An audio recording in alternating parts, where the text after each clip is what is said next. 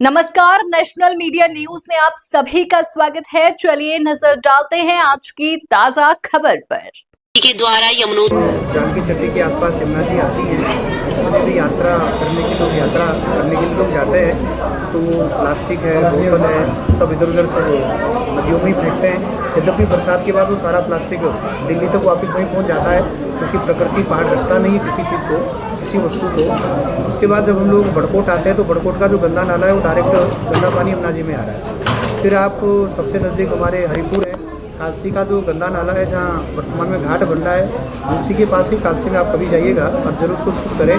पहला गंदा बड़ा नाला आपका कालसी में हरिपुर के पास, क्योंकि पिछले 24वां कथा जब हुई थी तो वहीं पर वो गंदा नाला गिर रहा है। उसके बाद भोटा साहब की सारी गंदगी उसमें जा रही है। मैं आपको थोड़ा सैंपल दिखाता हूँ। यमुनोत्री से, क्योंकि हम लोग उत्तराखंड हिमाचल वाले हैं, तो ये हथनी कुंड तक आप देख रहे हैं, तो ये पानी हथनी कुंड का कुछ पानी साफ सुथरा आपको दिखाई दे रहा है।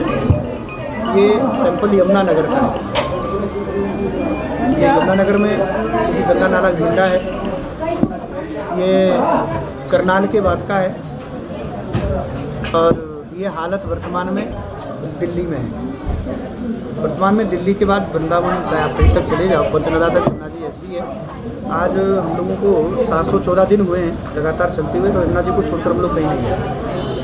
मुख्य जो संकल्प है, तो मुख्य संकल्प में पहला संकल्प यही है कि यमुना जी स्वच्छ बने, पवित्र बने, निर्मल बने, क्लीन और ग्रीन दोनों बने। महाराज, जहाँ पर भी आपकी कथा हो रही है, ये पंचमुखी हनुमान जी की जो है मूर्ति सभी कथाओं में है। जी। ये हनुमान जी को रखने का विशेष तात्पर्य? हाँ, उसमें यमुना जी स्वच्छ निर्मल के साथ साथ यमुना जी सुरक्षित बने, और यमुना जी को सुरक्षित करने के लिए अब हम आप तो नहीं कर सकते, हो सकता है धन का लोभ आ जाए, कल पत्कादि का लोभ हो जाए। तो कलिकाल के प्रत्यक्ष देवता श्री हनुमंतलाल जी हैं।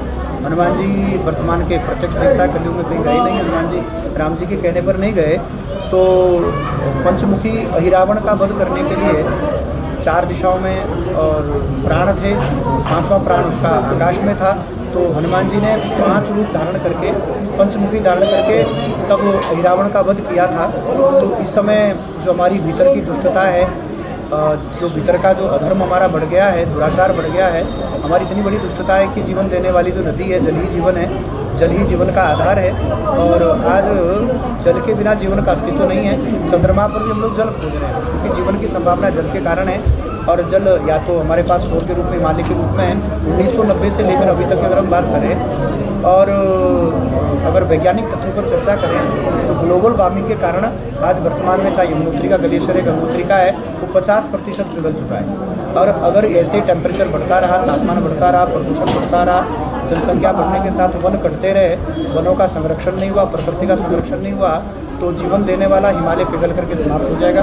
नदी का धरती से अस्तित्व समाप्त हो जाएगा। यद्यपि नदी का पानी अभी भी पीने के योग्य नहीं है। तो धरती पर मानव जीवन ही नहीं, अपितु संपूर्ण जीव मात्र का जीवन संभव बने और धरती पर जीवन की संभावनाएं बने।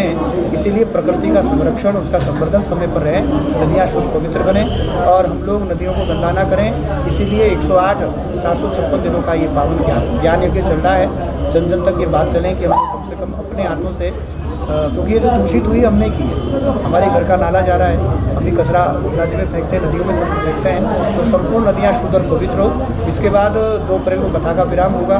15 मई से हम लोग भारत की 15 नदियों पर एक वर्ष के लिए, जिसमें एक नदी की परिक्रमा हम लोग करेंगे 1 वर्ष में, और 50 सप्ताह में 50 कथाएँ होंगी। 52 सप्ताह होते हैं वर्ष के, 2 सप्ताह हमारी यात्रा के लिए रहेंगे। ऐसे बचा हुआ जीवन 15 वर्ष भारत की पवित्र नदियाँ।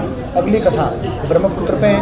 हमारी सबसे बड़ी समस्या ये थी कि ब्रह्मपुत्र आदि नदी ढाका में है, बांग्लादेश में है। सरकार हिंदू विरोधी थी, तो लेकिन वर्तमान में सरकार ही बदल गई है। अब हम आराम से बांग्लादेश होते हुए सिंधु नदी पर अगली कथा करेंगे।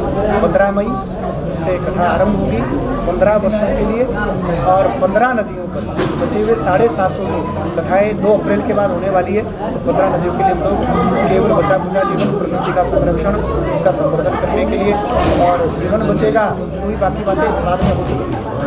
आपका शुभ नाम व्यास जी? स्वामी प्रकाशानंद, कृष्णाम संन्यास आश्रम, गुना अखाड़ा।